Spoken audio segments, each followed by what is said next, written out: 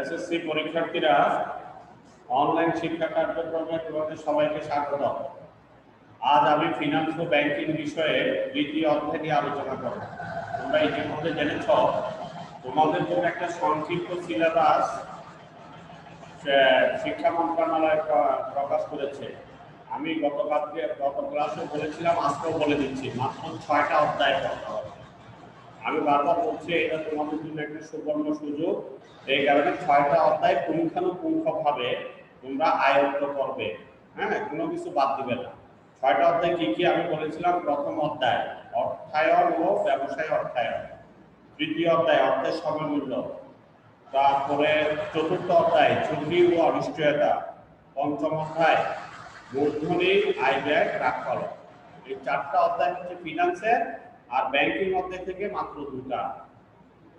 নবম অধ্যায় ব্যাংকিং ব্যবসা তার ধরন, আর দশম অধ্যায় বাণিজ্যিক ব্যাংক ও তার পরিচিতি। বুঝতে পেরেছ? হ্যাঁ, তো এই কারণে 6টা অধ্যায় একটু ভালো মতো পড়বা, কোনো যাতে গ্যাপ না হয়, একেবারে নিখুঁতভাবে সব কিছু শিখে ফেলবে। হ্যাঁ, তাহলে আমি আজকে তোমাদের তৃতীয় অধ্যায় অর্থের সময়মূল্য নিয়ে আলোচনা করব। অর্থের সময়মূল্য এই অধ্যায়টা তোমরা 9এও পড়েছো, ক্লাস 10এও পড়েছো। আমি মনে করি এই অধ্যায়টার উপর তোমাদের নিয়ন্ত্রণ চলে এসেছে। এখন তো তোমরা এসএসসি পরীক্ষার্থী, এখন পরীক্ষার্থী অনুযায়ী আজকে আমি পাঠদান করবো। কি ঠিক আছে? আমি ধরে নিব তোমরা এই তৃতীয় অধ্যায়ের প্রাথমিক যে জ্ঞান সেটা তোমাদের ইতিমধ্যে হয়ে গেছে। এখন পরীক্ষার উপযোগী, এসএসসি পরীক্ষায় কিভাবে প্রস্তুতি নিলে তোমাদের এই অধ্যায়ের উপর অঙ্ক আসলে পারবা, নৈর্ব্যক্তিক আসলে পারবা, ওইভাবে আমি আলোচনাটা করব। এরপর আমি তোমাদেরকে একটা বেসিক ধারণা আগে দিয়ে দিই। অর্থের সময়মূল্য ধারণাটা কি? ফিনান্সের দৃষ্টিতে সময়ের সাথে সাথে অর্থের মূল্যের পরিবর্তন ঘটে। মানে আজকের 100 টাকা 1 বছর পরে কি 100 টাকার সম পরিমাণ মূল্য থাকবে? নিশ্চয়ই কমে যাবে। আর কমে যাওয়ার কারণ কি? সুদ হারের কারণ। সুদ হার হচ্ছে মূল কারণ। অর্থাৎ আজকের 100 টাকা 1 বছর পরে 100 টাকার সমান মূল্য বহন করবে না। এটাই হচ্ছে অর্থের সময়মূল্যের ধারণা। এটা ব্যবসা বাণিজ্যে এই অর্থের সময়মূল্যের জ্ঞান প্রয়োগ করা হয়, যাতে করে অর্থের বর্তমান মূল্য আর ভবিষ্যৎ মূল্য একটা তুলনা করা যেতে পারে। ঠিক আছে? আর অর্থের সময়মূল্যের গুরুত্ব কেন? ফিনান্সে তোমার ব্যবসা বাণিজ্যে অর্থের সময়মূল্য জানা থাকলে সুযোগ ব্যয় প্রকল্প মূল্যায়ন করা যায়, ঋণ গ্রহণের সিদ্ধান্ত নেওয়া যায়। কি বুঝতে পেরেছ? হ্যাঁ, এই 3টা কারণে অর্থের সময়মূল্যের গুরুত্ব। কিন্তু তোমরা পড়ে নিবা।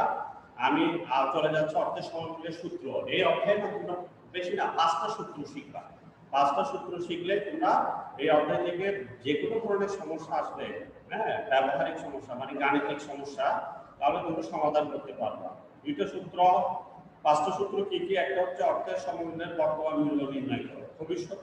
2 নম্বর হচ্ছে ভবিষ্যৎ মূল্য নির্ণয় করো। তোমাদের এই যে 31 পৃষ্ঠায় দেওয়া আছে ভবিষ্যৎ মূল্য বা বার্ষিক চক্রবৃদ্ধি নির্ণয় করো। এই সূত্র নম্বর 1। এটা হচ্ছে কি? ভবিষ্যৎ মূল্য এফপি। এফপি মানে future value. Future value equal two একটা সূত্র দেওয়া আছে না, বর্তমান মূল্য, হ্যাঁ, 1 প্লাস সুদের হার পাওয়ার বাৎসরিক মেয়াদ। বুঝতে পেরেছ? এই সূত্রটা। তারপর দ্বিতীয় একটা সূত্র হচ্ছে কি? বর্তমান মূল্য বা বার্ষিক পাট্যাকরণ বলা হয়। বুঝতে পেরেছ? ভবিষ্যৎ মূল্যের ক্ষেত্রে না তোমাদের ওই চক্রবৃদ্ধিকরণ পদ্ধতি কাকে বলে এটা শিখে ফেলবা, এটা খুব ইম্পর্টেন্ট। আর বর্তমান মূল্য আর পাট্যাকরণ একই। যদি বলা হয় পাট্যাকরণ প্রক্রিয়া পদ্ধতিভূত, তার মানে অর্থের বর্তমান মূল্য নির্ণয় করাকেই বলা হয় পাট্যাকরণ প্রক্রিয়া। এখন বর্তমান মূল্যের সূত্রটা কি? ভবিষ্যৎ মূল্য ডিভাইডেড বাই 1 প্লাস সুদের হার আর পাওয়ার হচ্ছে মেয়াদ। এই তারপর 3 নম্বর সূত্র হচ্ছে কি জানো? ওই যে ভবিষ্যৎ মূল্যের যে প্রথম সূত্রটা বলেছি, এটা বছরে একবার সুদ হলে এই প্রথম সূত্রটা। আর যদি বছরে একাধিকবার সুদ ধার্য করা হয় তাহলে সূত্রটা 3 নম্বর সূত্র। যেমন এটা হচ্ছে কি রকম? Future value equal to FP 1 plus I divided by M. Power হচ্ছে এম ইনটু এন। বুঝতে পেরেছ? তবে 4 নম্বর সূত্রটা কি? 4 নম্বর সূত্র হচ্ছে বছরে একাধিকবার পাট্যাকরণ। অর্থাৎ বছরে একবার যদি বর্তমান মূল্য বের করা হয় একবার সুদ খাতের মাধ্যমে, তাহলে 2 নম্বর সূত্র। আর যদি বছরে একাধিকবার বাট্টাকরণের বিষয় থাকে, তাহলে তোমার 4 নম্বর সূত্র, অর্থাৎ এটা হচ্ছে PV equal to MP divided by 1 plus I divided by N, আর পাওয়ার হচ্ছে এন ইনটু এন। এই 4টা সূত্র, অর্থাৎ বর্তমান মূল্য নির্ণয়ের জন্য 2টা সূত্র আর ভবিষ্যৎ মূল্য নির্ণয়ের জন্য 2টা সূত্র। তাহলে কয়টা হলো? 4টা। এই 4টা সূত্র শিখে ফেলবা বীজগণিতের সূত্রের মতো। আর লাস্ট একটা সূত্র হচ্ছে প্রকৃত সুদের হার নির্ণয়। প্রকৃত সুদের হারের সূত্রটা কি? E A R equal to 1 plus I divided by M, power হচ্ছে এম মাইনাস 1। এই প্রকৃত সুদের হার মানে কি? মনে করো সপ্তাহে 1% সুদ, তাহলে বাৎসরিক সুদ কত? প্রকৃত সুদ কত? তখন এইরকম যদি সমস্যা আসে, তখন প্রকৃত সুদের হারের সূত্র প্রয়োগ করতে হবে। তাহলে 5টা সূত্র প্রিয় পরীক্ষার্থীরা, এসএসসি পরীক্ষার্থীরা, এই 5টা সূত্র বীজগণিতের সূত্রের মতো মুখস্থ রাখবা। রেখে যেভাবে অঙ্ক আসো, এই 5টা সূত্রের যে সূত্র অনুযায়ী সমস্যাটা আসবে, ওই সূত্র প্রয়োগ করে সমাধানটা করে ফেলবে। তো চলো, আমি আজ তোমাদের এই অর্থের সময় মূল্যের এই অধ্যায়ে যে 2টা অনুশীলনী দেওয়া আছে না, 2টা অনুশীলনী সৃজনশীল প্রশ্ন, হ্যাঁ, সবসময় মনে রাখবা পরীক্ষার্থীরা, বইয়ে যে সৃজনশীল প্রশ্ন দেওয়া থাকে, এটা তুমি আগে 2টা হলে 2টা, 3টা হলে 3টা, একটা হলে একটা, ওইটা ভালো আগে শিখে তারপরে বিগত বছরের বোর্ডের প্রশ্নগুলি সমাধান করো। বুঝতে পেরেছ? বোর্ডের প্রশ্ন সমাধান করলে তুমি কিন্তু অনেকটাই প্রস্তুতি নিয়ে নিবা, প্রস্তুতি হয়ে যাবে, দক্ষতা চলে আসবে। তারপরে তুমি কিছু ভালো ভালো স্কুলে টেস্টের এই অধ্যায় থেকে কি ধরনের সমস্যা এসেছে ওগুলি সলভ করো। যেমন চিটাগাং বোর্ডের মধ্যে ভালো ভালো school, college school, navy school, হ্যাঁ, আমাদের প্রতিবেশী শাহিন স্কুল, তারপরে তোমার গভর্নমেন্ট সরকারি উচ্চ বিদ্যালয়, তারপরে বাংলাদেশ মহিলা সমিতি স্কুল, নাসিরাবাদ স্কুল, খাসপুকিং স্কুল, এই সমস্ত স্কুলে টেস্ট পরীক্ষা আসছে, অথবা এবার তো টেস্ট হয় নাই মনে হয়, অনেক স্কুলে কিন্তু হয়েছে। হ্যাঁ, ওই টেস্টের যে টেস্ট পেপার বের হবে, সেই টেস্ট পেপার দেখে ভালো ভালো স্কুলে এই অধ্যায়ে বেশি না 5-7টা অঙ্ক বা সমস্যার সমাধান করলে আর কোনো ধরনের বাধার মুখে পড়া, তো তোমাদের দক্ষতা চলে আসবে। প্রিয় শিক্ষার্থী, অর্থের সময় মূল্য থেকে যদি যে কোনো ধরনের অঙ্ক আসে, ব্যবহারিক সমস্যা আসে, তাহলে কয়টা সূত্র তোমাদের জানা থাকতে হবে? 5টা সূত্র। বর্তমান মূল্যের 2টা, ভবিষ্যৎ মূল্যের 2টা, আর প্রকৃত সুদের হার নির্ণয়ের জন্য একটি, মোট 5টি সূত্র ভালো মতো শিখে রাখবে এবং প্রয়োগটা শিখবে। চলো আজকে আমরা সৃজনশীল 1 করলে সেখানে আমরা কোন সূত্র ইউজ করবো সেটা তুমি বুঝতে পারবে। হ্যাঁ, চলো আমি পড়ি। বই 38 পৃষ্ঠা। জনাব আলিম সাহেব একটি বাণিজ্যিক ব্যাংকে 6 বছরে টাকা দ্বিগুণ হওয়ার পলিসিতে 2 লক্ষ টাকা রাখতে গিয়ে তার বন্ধুর পরামর্শে ব্যাংকে না রেখে 13% মুনাফায় একই মেয়াদের সঞ্চয়পত্র ক্রয় করে। অর্থাৎ তার জনাব আলিমের 2 লক্ষ টাকা ছিল, 2 লক্ষ টাকা ছিল, সে বাণিজ্যিক ব্যাংকে 6 বছর মেয়াদে রাখতে চেয়েছিল। হ্যাঁ, 6 বছর পরে তাকে 4 লক্ষ টাকা দিবে, কিন্তু তার বন্ধু বলল, বন্ধু তুমি ব্যাংকে না রেখে এই সরকারি সঞ্চয়পত্র কিনতে পারো, সেখানে লাভ 13% তোমাকে মুনাফা দেবে। এখন তোমার একটা দ্বন্দ্ব না, কোথায় রাখবে? বাণিজ্যিক ব্যাংকে রাখলে লাভ হবে না সরকারি সঞ্চয়পত্র কিনলে আমার বেশি লাভ হবে? এটা তোমাকে এই ফিনান্সের এই ভবিষ্যৎ মূল্য বা দিয়ে সূত্র প্রয়োগ করে সমস্যার সমাধান করলে তুমি বুঝতে পারবে ব্যাংকে টাকা রাখলে তোমার বেশি লাভ হবে না সরকারি সঞ্চয়পত্র কিনলে তোমার বেশি লাভ হবে। তো চলো, এখানে না সৃজনশীল প্রশ্ন কতে কি আসছে জানো? এই প্রশ্নে সুদের হারের কারণে বর্তমান ও ভবিষ্যৎ সময়ের মধ্যে কিসের পার্থক্য সৃষ্টি করে? তাহলে এগুলো তো সুদ অর্থের মূল্যের পার্থক্য সৃষ্টি করে। অর্থাৎ সুদ হারের কারণে, মনে করো সুদ হারের কারণে বর্তমানে যে 100 টাকা, 1 বছর পরে কি ওই মূল্যটা 100 টাকা থাকবে না, এটা আরো বর্তমানের 100 টাকা ভবিষ্যতের আরো বেশি হবে। মানে 100 টাকা দিয়ে আমি বর্তমানে যে মালগুলি পাবো, 1 বছর পরে 100 টাকা দিয়ে ওই মাল পাবো না, তার জন্য আরো বেশি ব্যয় করতে হবে। তাহলে সুদ হারের কারণে পার্থক্যটা কিসের হয়? অর্থের মূল্যের পার্থক্য হয়, ঠিক না?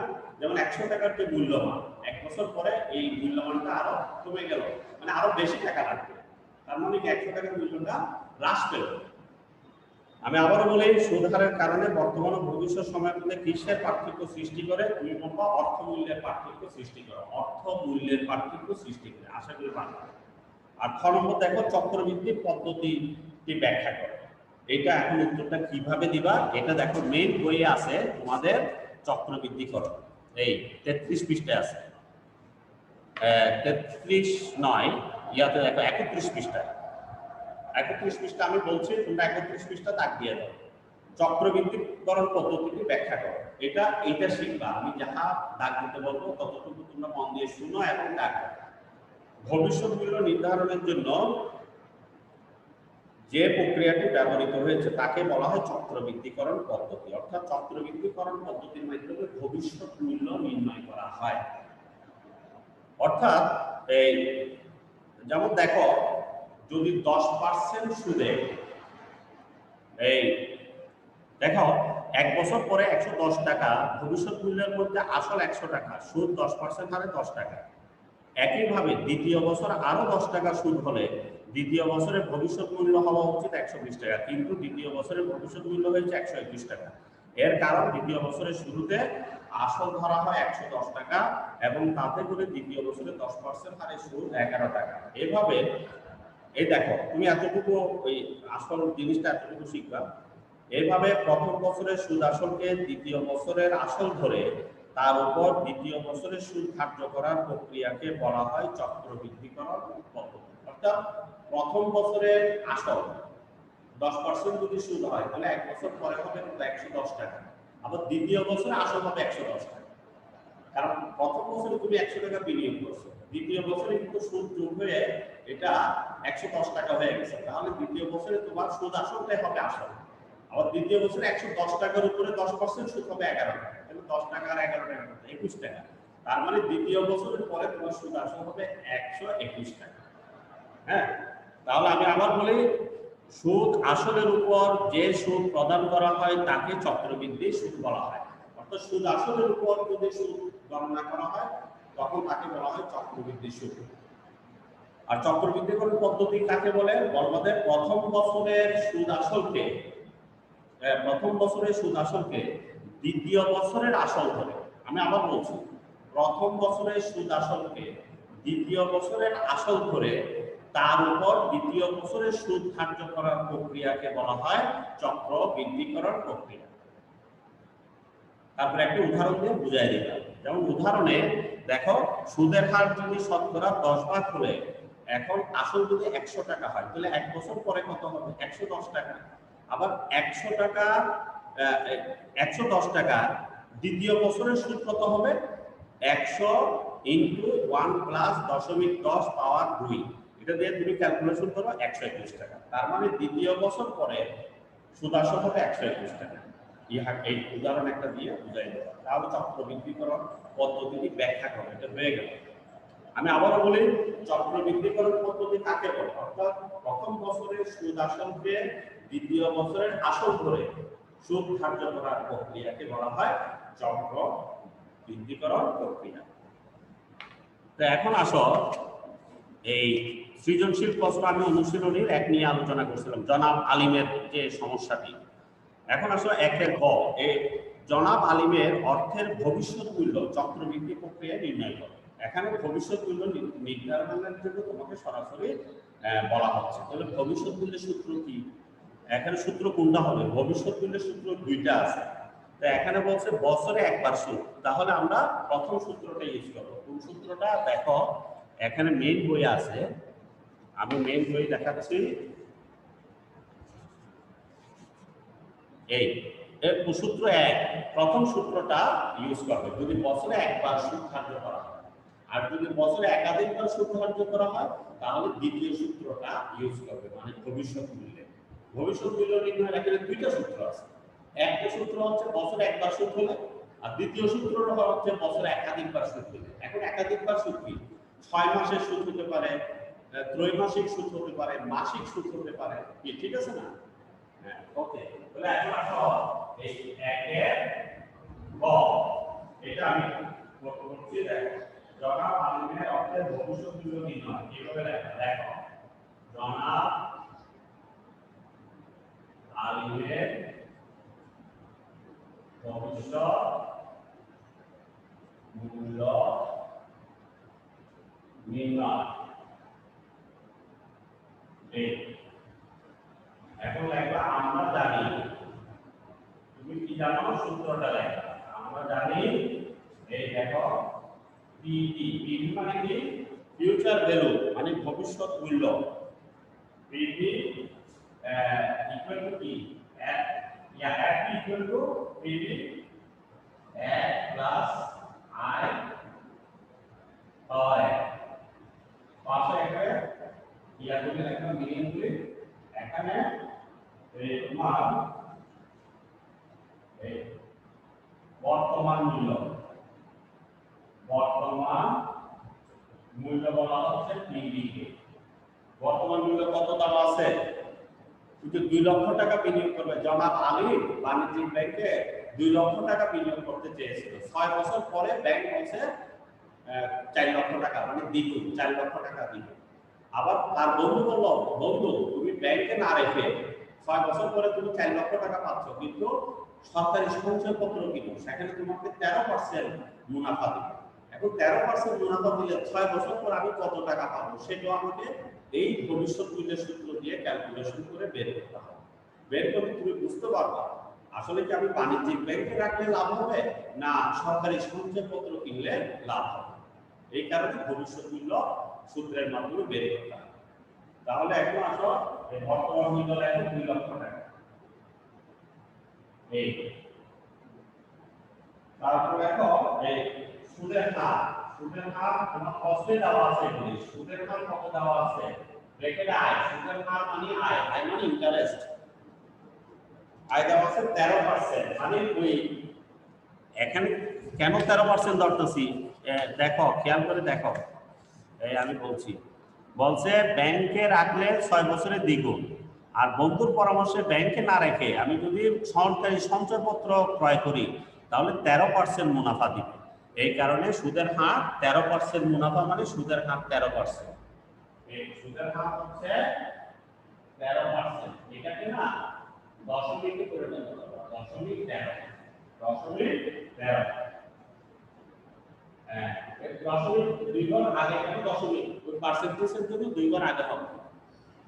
তারপর দেখো মেয়াদ,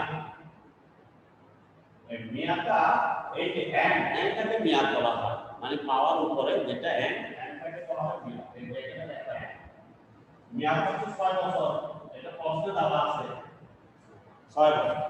এই যে তুমি এখন এই সূত্রে দেখো পিভি পেয়ে গেলা, এক ক্লাসে সুদের হার হচ্ছে আই, এটা পেয়ে গেলা, এন মেয়াদ এটা তো পেয়ে গেলা। তাহলে এখন সূত্র প্রয়োগ করবা তুমি বীজগণিতের মতো একেবারে সহজ। তাহলে এখন আসো এই পিভি মানে কি, পিভি তো একদম মানটা লিখতে হবে, এটা হচ্ছে ভবিষ্যৎ মূল্য, এটা আমাকে বের করতে হবে ভবিষ্যৎ মূল্য। এটা কি দশমিক চিহ্ন, দশমিক চিহ্ন মানে এটা আমাকে বের করতে হবে। তাহলে এখন আসো আমরা সূত্র একটু দিয়ে দিই, এই পিভিটাকে দেখো 2 লক্ষ টাকা 1 প্লাস আই, সুদের হার দেখো দশমিক 13 আর পাওয়ার হচ্ছে 6। এখন দেখো হ্যাঁ, এখন এই 2 লক্ষ টাকা আবার বসায় দাও ইনটু এখানে এটা একটা যোগ করলে কত হয় 1.13 আর পাওয়ার 6।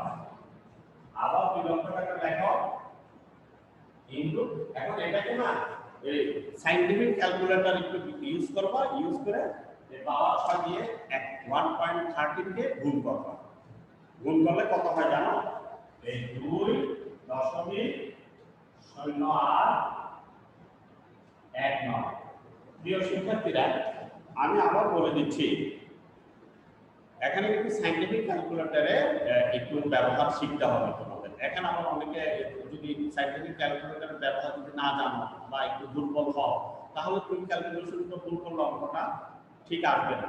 হ্যাঁ, এই কারণে এই সায়েন্টিফিক ক্যালকুলেটরে এই যে 1.13 কে কিভাবে 6 দিয়ে ইয়া করতে হয় এটা শিখে নিবা। হ্যাঁ, এটা আমার এই মোবাইলও আছে, মোবাইলও তোমার এখন সায়েন্টিফিক ক্যালকুলেটর আছে।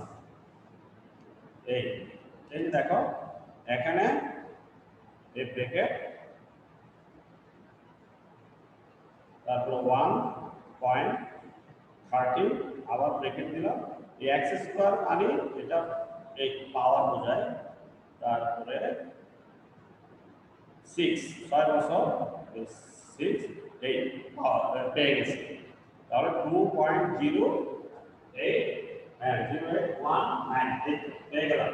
তাহলে প্রিয় শিক্ষার্থী তোমরা এইভাবে সায়েন্টিফিক ক্যালকুলেটর ব্যবহার করে এটাকে কি করবা, বের করো। এটা একটু শিখবা, কিন্তু এটা অবহেলা করো, এটা যত প্র্যাকটিস করবো তত দক্ষতা চলে আসবে। তাহলে এখন এটাকে দিয়ে গুণ করলে কত হয়? 4,16,380 এই এত টাকা। এইটাই হচ্ছে উত্তর। তাহলে লেখা সুতরাং দেখো, সুতরাং জনাব আলী চক্রবৃদ্ধি প্রক্রিয়া, হ্যাঁ জনাব আলীর চক্রবৃদ্ধি, চক্রবৃদ্ধি মানে ভবিষ্যৎ মূল্য, চক্রবৃদ্ধি প্রক্রিয়া 6 বছর পর, 6 বছর পর 6 বছর পর কত টাকা হবে? চাহিদা 16,380 টাকা পাবে, 6 বছর পরে পাবে। এখন তুমি তুলনা করতে পারবা, কিন্তু তুমি সরকারি সঞ্চয়পত্র কিনলে তুমি 6 বছর পরে কত পাবা? 4,16,380। আর যদি বাণিজ্যিক ব্যাংকে রাখতে 6 বছর পর কত দিত? 2 লাখের দ্বিগুণ বলছে, তার মানে 4 লক্ষ। তাহলে লাভ কোনটাই বেশি হবে? সরকারি সঞ্চয়পত্রে। এইভাবে তুমি যদি ভবিষ্যৎ মূল্য বের না করতা তাহলে কিন্তু সিদ্ধান্ত নেওয়া যেত। এই কারণে ভবিষ্যৎ মূল্য বের করার গুরুত্ব বুঝতে পেরেছ? এই ফিনান্সের এই জ্ঞান থাকলে তুমি ভবিষ্যৎ মূল্য বের করতে পারবা, বর্তমান মূল্য বের করতে পারবা, প্রকৃত সুদের হার নির্ণয় বের করতে পারবা। হ্যাঁ, তাহলে এই যে এখানে গত কি বলছিল, জনাব আলিমের অর্থের ভবিষ্যৎ মূল্য চক্রবৃদ্ধি প্রক্রিয়ায় নির্ণয়। এই চক্রবৃদ্ধি প্রক্রিয়া আমি নির্ণয় করলাম, কত পেলাম? 6 বছর পরে 2 লাখ টাকার মূল্য কত হবে? আমি পাবো কত? 4,16,380। উত্তর হয়ে গেল। তাহলে এই সূত্রটা যদি জানা থাকে আর এই ভবিষ্যৎ মূল্য বিষয়টা যদি আমি বুঝি, ভবিষ্যৎ মূল্যের অপর নাম হচ্ছে চক্রবৃদ্ধিকরণ প্রক্রিয়া, মনে রাখবে। তাহলে ইজিভাবে তুমি অঙ্কটা করে দেবে। তাহলে আশা করি পারবে। এখন আসো একের গ, একের খ, অর্থ বিনিয়োগের ক্ষেত্রে জনাব আলিমের সিদ্ধান্তের যৌক্তিকতা মূল্যায়ন করো। মানে যৌক্তিকতা মানে কি? আমি আগে বলে দিছি, এখনই বলে দিলাম। ব্যাংকে রাখলে লাভ হবে না, এই সরকারি সঞ্চয়পত্র কিনলে লাভ হবে। তোমরা কিন্তু ইতিমধ্যে বুঝে পাচ্ছ, মানে সরকারি সঞ্চয়পত্র কিনলে লাভ বেশি হবে। কেন?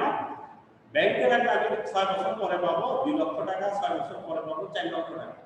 আর যদি সরকারি সঞ্চয়পত্রে আমি 13% মুনাফা এই 6 বছরের জন্য বিনিয়োগ করি, তাহলে 6 বছর পরে আমাকে সরকার দিবে সরকারি সঞ্চয়পত্রের পত্র থেকে আমি পাবো 4,16,380। তাহলে এখন এই যে আলিমদের তার বন্ধুর পরামর্শ গ্রহণ করে ব্যাংকে না রেখে সরকারি সঞ্চয়পত্র কিনেছে, তার এই সিদ্ধান্তটা কি সঠিক ছিল? হ্যাঁ, অবশ্যই সঠিক ছিল, কারণ অঙ্কের মাধ্যমে তো আমরা। তাহলে এই কথাটাই তুমি খতে তুলে দেবো। তুলে ধরো কিভাবে? এইভাবে তুলে ধরবা, অর্থ বিনিয়োগের ক্ষেত্রে জনাব আব্দুল আলিমের সিদ্ধান্তটি পুরোপুরি যৌক্তিক। এই কথাটা আগে লেখা, মানে যৌক্তিক কিনা। হ্যাঁ যৌক্তিক। যৌক্তিক কিভাবে এটা ব্যাখ্যা করবো নিচে। প্রিয় শিক্ষার্থী, এই চলো একের খ এই বিষয়টা আমরা তোমাদেরকে হাতে কলমে দেখাচ্ছি। হ্যাঁ লিখে ভালো।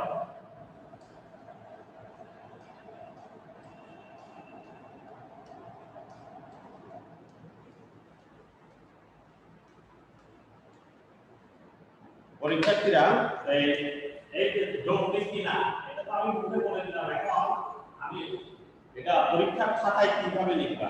তাহলে প্রথমে তুমি লিখবা, অর্থ বিনিয়োগের ক্ষেত্রে জনাব আব্দুল আলিমের সিদ্ধান্তটি পুরোপুরি যৌক্তিক। এই ধরনের যদি প্রশ্ন আসে যৌক্তিকতা মূল্যায়ন, এটা কি যৌক্তিক হলে লাগবে যৌক্তিক, যৌক্তিক না হলে লাগবে এক কথায় অযৌক্তিক। যৌক্তিক হলে এটাও ব্যাখ্যা দিবা নিচে, আর অযৌক্তিক হলো এটাও সুন্দর করে গাণিতিকভাবে বুঝাই দিবা ব্যাখ্যা দিয়ে নিচে। তাহলে চলো আমরা প্রথমে আগে লিখে ফেলি যৌক্তিক। হ্যাঁ লেখো, এই এখানে লেখো অর্থ বিনিয়োগের ক্ষেত্রে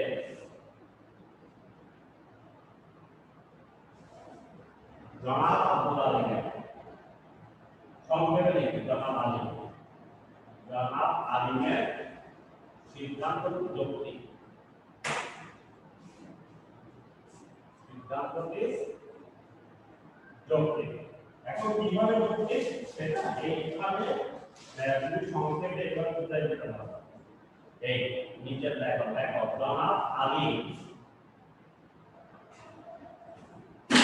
যদি প্রথম প্রকল্পটি বেছে নেন, প্রথম প্রকল্পটি বেছে নেন, তাহলে 6 বছর পর, তাহলে সাথে সাথে লেখা হলো, তাহলে 6 বছর পর বিনিয়োগ দ্বিগুণ হওয়ায়, বাণিজ্যিক ব্যাংকের একটা তো বিনিয়োগ দ্বিগুণ হবে, তবে বিনিয়োগ দ্বিগুণ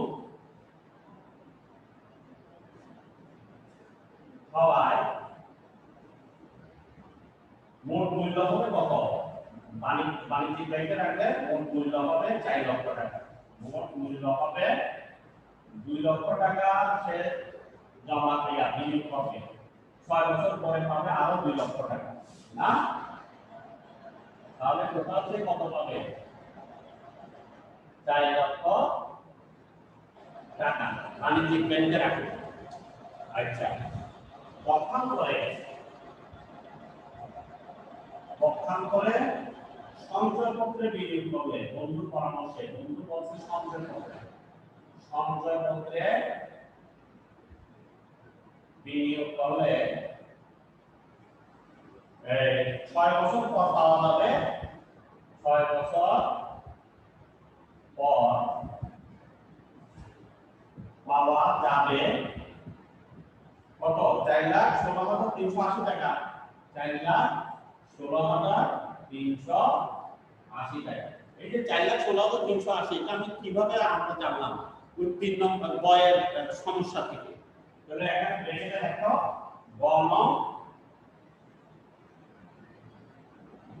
গণন প্রশ্ন থেকে বা গণন বা উত্তর থেকে লিখতে পারো। গণন উত্তর থেকে আমি পেয়ে গেছি তথ্যটা কত? 4,16,380 সরকারি সঞ্চয়পত্রে বিনিয়োগ করে পাওয়া যাবে 6 বছর পর। তো সুতরাং আমি এখন লিখতে পারি, সুতরাং প্রথম প্রকল্পের চেয়ে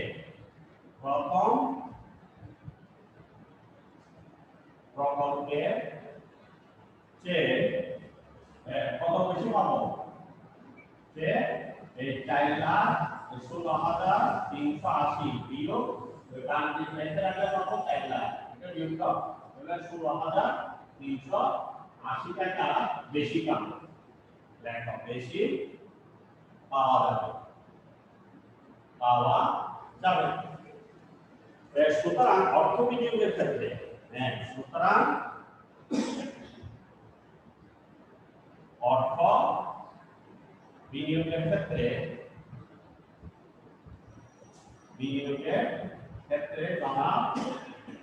জনাব আলিমের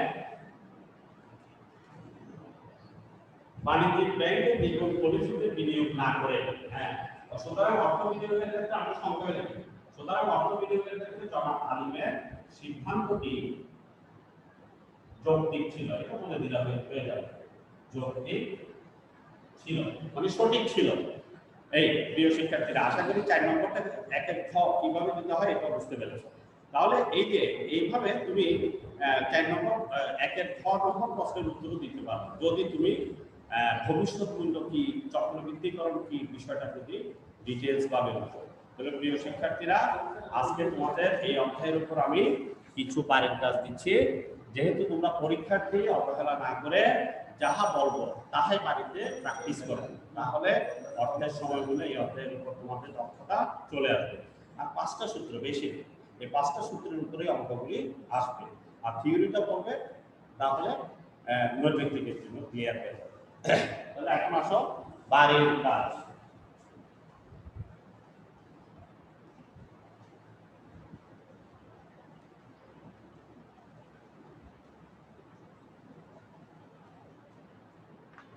বাড়ির কাজটা হচ্ছে এক, বহু নির্বাচনের জন্য কি করবা জানো? বহু নির্বাচনের জন্য প্র্যাকটিস করো। বহু নির্বাচনের জন্য এই তৃতীয় অধ্যায়টা পড়বা। হ্যাঁ, অর্থের সময়মূল্য অধ্যায়টি ছোট অধ্যায়, এই অধ্যায়টি পড়ে বেশি না 20টি প্রশ্ন ও উত্তর লিখবে, তাহলে তোমার ভালোভাবে শিখতে হবে। উত্তর লিখবে 20টি চর্চা করবে। তারপরে 2 নম্বর হচ্ছে সৃজনশীল প্রশ্ন, যেটা অবশ্যই করতে হবে। আজকে যেভাবে আমি সমস্যাটা নিয়ে আলোচনা করছি ঠিক একই একটা সমস্যা দিচ্ছি, সৃজনশীল প্রশ্ন, সেটা হচ্ছে 2 নম্বর সৃজনশীল প্রশ্নটা তোমরা করো। অর্থাৎ অনুশীলনী বইয়ের 2 নম্বরটা করো, তাহলে বইয়ের 2টা সৃজনশীল প্রশ্ন আছে, আমি একটা ক্লাসে করালাম, আরেকটা তোমরা বাড়িতে করো। এই এটা হলো জনাব ফরহাদের, 2 নম্বরটা হচ্ছে জনাব ফরহাদ। এই জনাব ফরহাদের এই সমস্যাটা সমাধান করো, তাহলে এই 2টা অঙ্ক যদি ভালো মতো বুঝো, তাহলে নেক্সট ক্লাসে আমি এই টেস্ট পেপার থেকে, মানে বিগত বোর্ডে এই অর্থের সময় মূল্যের উপর যে ধরনের সমস্যা এসেছে এগুলো নিয়ে আলোচনা। সবাইকে ধন্যবাদ। আশা করি সবাই আগামী ক্লাসে উপস্থিত থাকবে।